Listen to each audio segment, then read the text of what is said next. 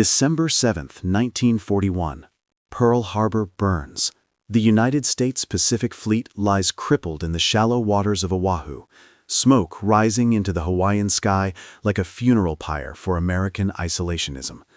In Tokyo, military planners celebrate what they believe is a masterpiece of strategic genius, a single, devastating blow that will bring the world's largest industrial power to its knees. But behind the champagne and the propaganda photographs, behind the carefully constructed narrative of Japanese invincibility, lies a question that would haunt historians for generations. How did Japan's leadership genuinely believe they could defeat the United States in a prolonged war? The answer is not simple. It cannot be dismissed as mere delusion or nationalist fervor, though both played their roles. The Japanese decision to strike at Pearl Harbor was the culmination of decades of military philosophy, economic desperation, strategic miscalculation, and a fundamental misunderstanding of their opponent's industrial capacity and national character. It was a gamble, perhaps the most catastrophic gamble in modern military history, but it was a calculated one, born from a specific worldview that made sense within the isolated echo chambers of Tokyo's military establishment. To understand how Japan convinced itself that victory was possible, we must first understand the empire they had built and the corner into which they had painted themselves by 1941. Japan had transformed itself with breathtaking speed from a feudal society into a modern industrial power. The Meiji Restoration of 1868 had set the nation on a path of aggressive modernization and territorial expansion. Within 50 years, Japan had defeated China in 1895, shocked the world by crushing the Russian Empire in 1905, and established itself as the dominant power in East Asia. Each victory reinforced a dangerous narrative that Japanese military spirit, discipline, and willingness to sacrifice could overcome material disadvantages. This belief was not entirely unfounded in historical precedent. Japan's victory over Russia, a massive European empire, had been achieved despite significant disadvantages in population and resources. The Japanese military had internalized this lesson deeply, perhaps too deeply. They developed a military culture that emphasized spiritual strength, tactical brilliance, and the willingness to accept casualties that would be unthinkable to Western powers. The concept of Yamato Damashi, the Japanese spirit, became more than cultural pride. It became strategic doctrine. If spirit could defeat Russia, the thinking went, why not America? By the 1930s, Japan had embarked on a campaign of expansion that would set it on a collision course with Western interests. The invasion of Manchuria in 1931, the full-scale war with China beginning in 1937, and the occupation of French Indochina in 1940 and 1941 were not random acts of aggression, but calculated moves in a grand strategy to secure the resources Japan desperately needed. The island nation was critically dependent on imported oil, rubber, iron, and other raw materials. Approximately 80% of Japan's oil came from the United States and the Dutch East Indies. This dependency was seen not as a reason for restraint, but as an existential vulnerability that demanded action. When the United States, Britain, and the Netherlands imposed a crippling oil embargo on Japan in response to its continued aggression in China and Southeast Asia, the Japanese leadership faced a choice they had spent years trying to avoid: submit to Western demands and abandon their imperial ambitions, or strike south to seize the resource-rich territories of Southeast Asia and the Dutch East Indies. There was no middle ground, no compromise that satisfied both Japan's strategic requirements and American demands for withdrawal from China. The embargo was a clock ticking toward economic strangulation. Within months, Japan's oil reserves would be depleted. The military machine would grind to a halt. The empire would collapse. This is where the psychology of desperation intersects with strategic planning. Japan's military leadership, particularly the Imperial Japanese Navy, believed they had identified a narrow window of opportunity. They could not defeat the United States in a prolonged war of attrition. This much was understood, at least by the more realistic planners. Admiral Isoroku Yamamoto, the architect of the Pearl Harbor attack, had studied at Harvard and served as a naval attaché in Washington. He understood American industrial capacity better than most of his colleagues. His famous warning that Japan could run wild for 6 months to a year, but he had utterly no confidence in victory beyond that, was prophetic. Yet even Yamamoto, despite his reservations, believed there was a path to victory, however narrow. The strategy was never to conquer the United States or march through American streets. It was to deliver such devastating blows in the war's opening phase that America would lose the will to fight for territories and interests thousands of miles from its shores. Japan would establish a defensive perimeter across the Pacific, fortify it with military bases and naval power, and make any American attempt to reclaim these territories so costly in blood and treasure that the United States would eventually negotiate a settlement that recognized Japan's dominant position in Asia. This strategy rested on several critical assumptions, each of which would prove catastrophically wrong. The first assumption was psychological, that Americans lacked the stomach for a long, brutal war in the Pacific. Japanese military planners studied American history and culture through a lens distorted by their own values and recent observations. They saw a nation that had recoiled from the carnage of World War I, retreating into isolationism for 2 decades. They saw a democracy torn by internal debate, where anti-war sentiment ran strong, and where the America First movement had thousands of vocal supporters arguing against involvement in foreign conflicts. They saw a population that they believed was soft, accustomed to comfort and material wealth, unwilling to make the sacrifices necessary for victory in a grinding conflict thousands of miles from home. This was a profound misreading of American character, but it was not without some surface logic. The United States in 1941 was indeed deeply divided over the question of entering another world war. The scars of the First World War remained fresh in the collective memory, the pointless slaughter in the trenches, the disillusionment that followed, the sense that American boys had died for European imperial interests. Japan's leadership believed that if they could inflict swift, overwhelming defeats in the war's opening months, the American public would pressure their government to seek peace rather than commit to years of bloody island-hopping campaigns across the Pacific. What they failed to understand was the difference between reluctance to enter a war and determination once attacked. The Japanese had studied American hesitancy, but had no framework for understanding American rage. Pearl Harbor did not break American will, it forged it. The attack transformed isolationist sentiment overnight into a unified, furious determination for total victory. Japan had not struck a military installation in some distant colonial possession. They had struck American soil, killed American servicemen in a surprise attack, and in doing so awakened what Admiral Yamamoto himself had feared, a sleeping industrial giant with unlimited determination. The second assumption was strategic, that Japan could establish and defend a vast Pacific perimeter before the United States could mobilize its industrial and military potential. The plan called for rapid strikes across the Pacific and Southeast Asia, simultaneous attacks on Pearl Harbor, the Philippines, Hong Kong, Malaya, Singapore, and the Dutch East Indies. Within months, Japan would control the resources it needed and establish a defensive ring of fortified islands and naval bases, stretching from the Aleutians to New Guinea. Any American counteroffensive would have to cross thousands of miles of ocean, assault heavily defended positions, and accept casualties that would eventually become politically unsustainable. For the first 6 months, this strategy worked with stunning effectiveness. The Philippines fell. Singapore, the Gibraltar of the East, surrendered in what Churchill called the worst disaster in British military history. Burma, Malaya, the Dutch East Indies, and dozens of Pacific islands fell under Japanese control with shocking speed. By mid-1942, Japan controlled an empire stretching across 1/7 of the globe, with access to the oil, rubber, and raw materials that had been the cause of war in the first place. From Tokyo's perspective, the gamble appeared to be paying off, but the strategy contained fatal flaws that became apparent at the Battle of Midway in June 1942, just 6 months after Pearl Harbor. Japan's defensive perimeter was not a fortress, but a vast, overextended network of islands separated by enormous distances. Each garrison required supply lines stretching back to Japan, vulnerable to interdiction by submarines and aircraft. The Imperial Japanese Navy had achieved tactical brilliance in the war's opening phase, but it had also suffered losses, particularly in trained pilots and aircraft, that it could not easily replace. Japan's industrial capacity could not sustain the kind of attrition warfare that the Pacific would demand. This reveals the third and most catastrophic assumption, a fundamental misunderstanding of American industrial power. Japanese planners had access to statistics about American factories, steel production, and shipbuilding capacity. The numbers were available. What they lacked was the imagination to understand what those numbers meant when translated into actual military capability, or the psychological framework to believe that a democratic, comfort-loving nation would mobilize those resources with total commitment.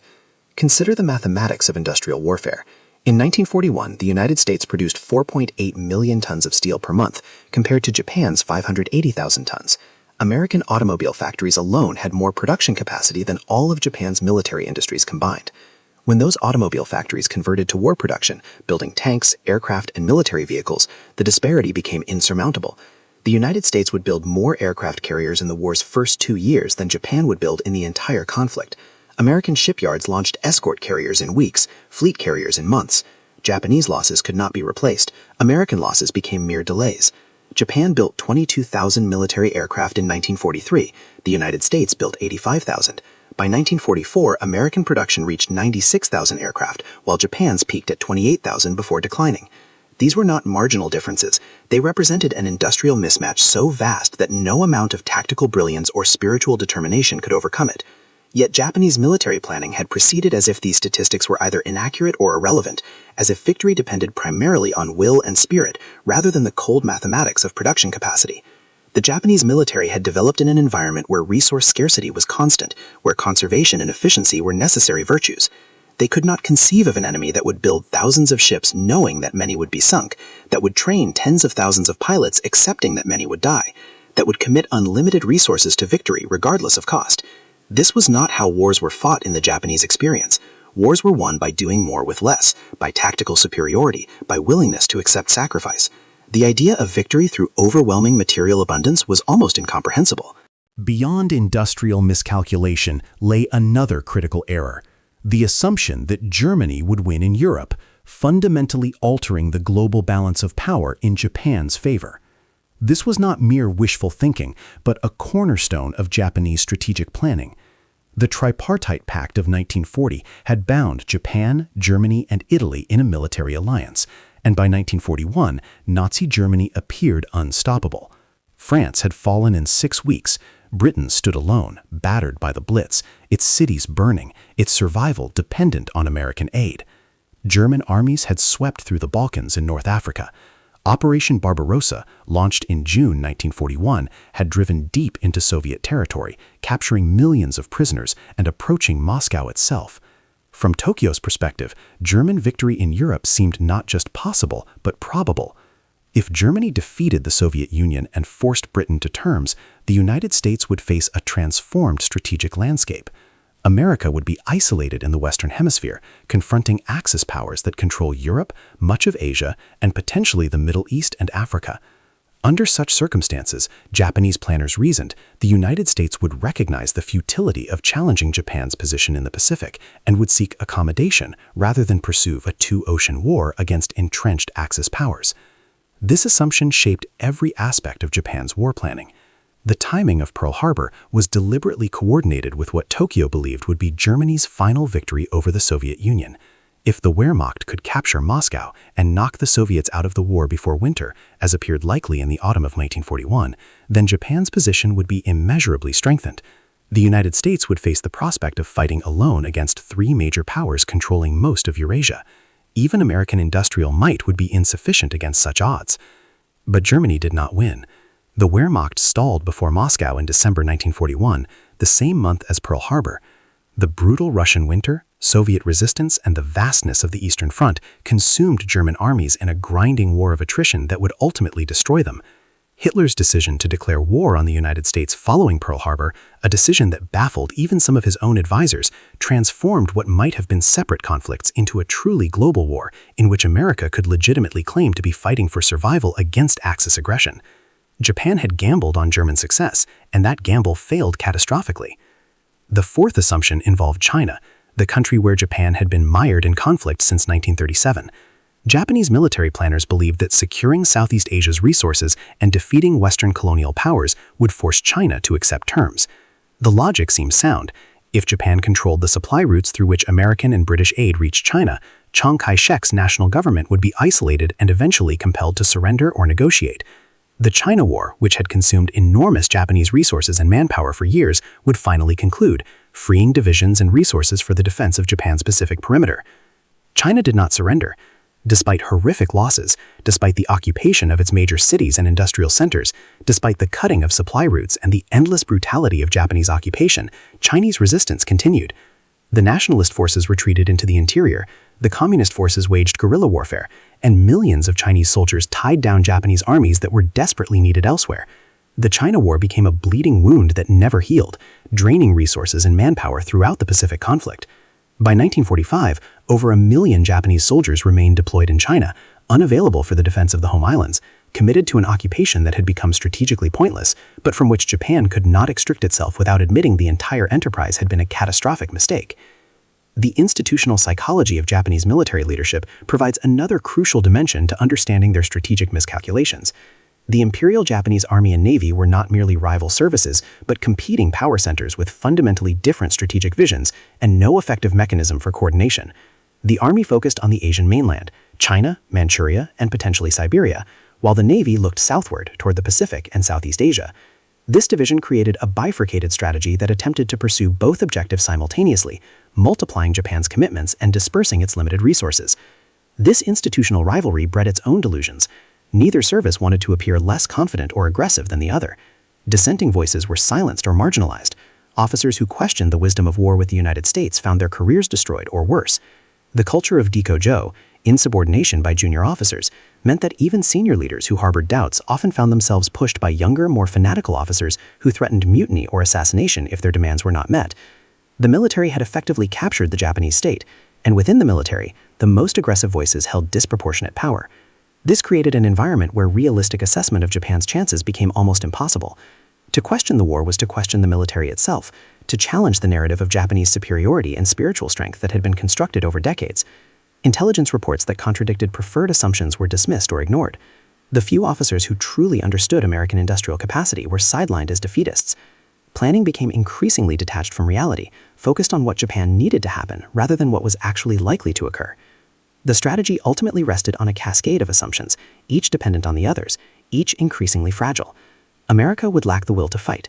The defensive perimeter would hold. Germany would win in Europe. China would surrender. American industry could not be mobilized effectively. Each assumption seemed plausible when examined in isolation, but together they formed a house of cards that required everything to go right. When the first assumption failed, when Pearl Harbor united rather than divided America, the entire structure began to collapse. By 1943, the illusion was becoming difficult to maintain even within Japan's leadership. The Solomon Islands campaign had become a grinding attrition that Japan could not sustain.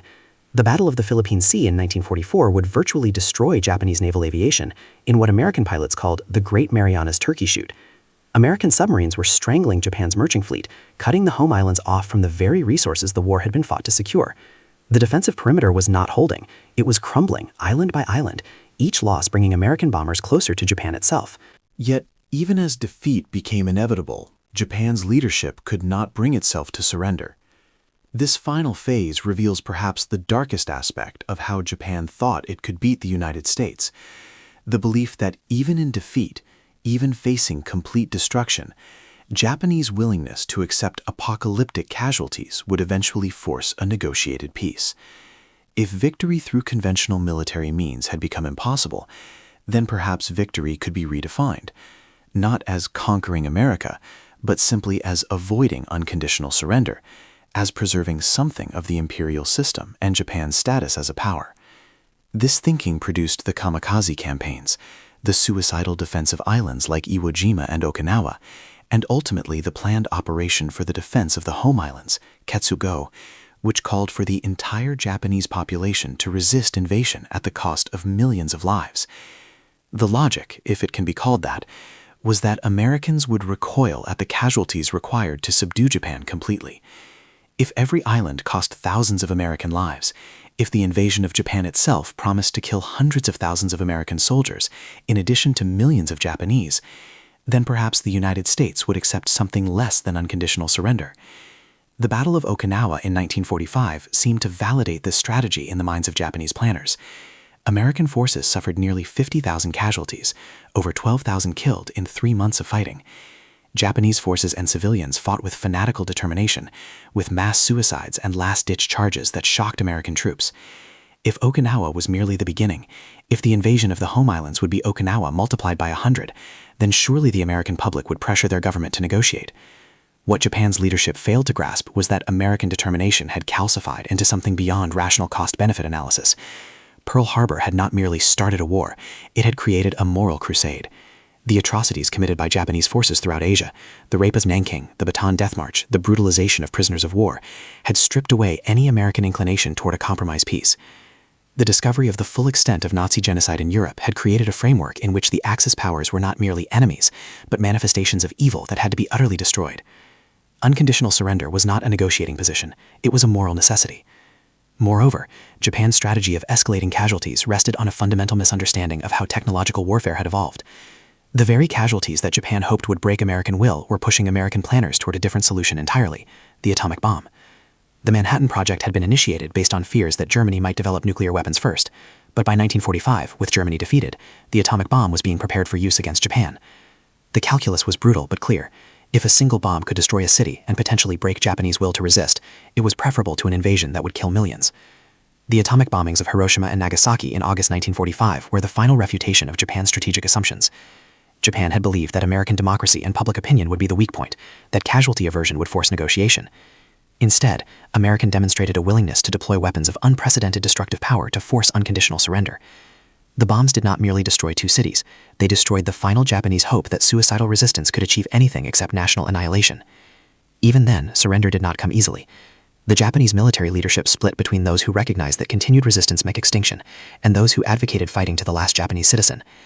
Emperor Hirohito's intervention, his recording of the surrender announcement, was necessary to break the deadlock, and even that provoked a failed military coup by officers who refused to accept defeat.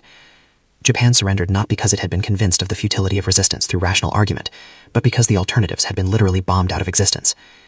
The question of how Japan thought it could beat the United States ultimately reveals the dangers of institutional groupthink, cultural insularity, and strategic planning divorced from realistic assessment of capabilities. Japanese planners were not fools. Many were highly intelligent, well-educated officers who had studied warfare extensively. But they operated within a system that punished dissent, that elevated speed-until determination over material analysis, and that had trapped itself in commitments from which withdrawal appeared impossible without admitting fundamental error. The tragedy is that the outcome was predictable to those willing to see it. Admiral Yamamoto had warned of it. Some Japanese industrialists and diplomats had understood that war with the United States was suicide. But the institutional momentum of the military, the cultural weight of Bushido and Yamato Damashi, the political impossibility of backing down from China, and the desperate hope that Germany would transform the global balance of power, all combined to make the disastrous decision seem like the only option available.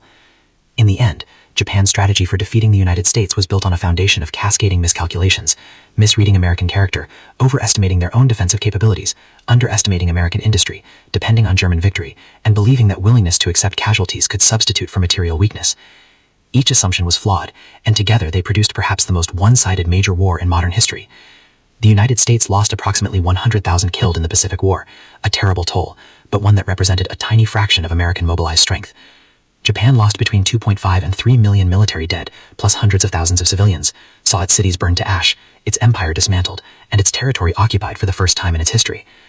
The lesson that echoes across decades is how rational, intelligent people can convince themselves of the plausibility of catastrophically flawed strategies when institutional culture, political pressure, and strategic desperation align. Japan did not stumble blindly into war with the United States. Its leaders made a calculated gamble based on assumptions that seemed reasonable within their worldview. They were wrong about everything that mattered, and millions paid the price for that miscalculation.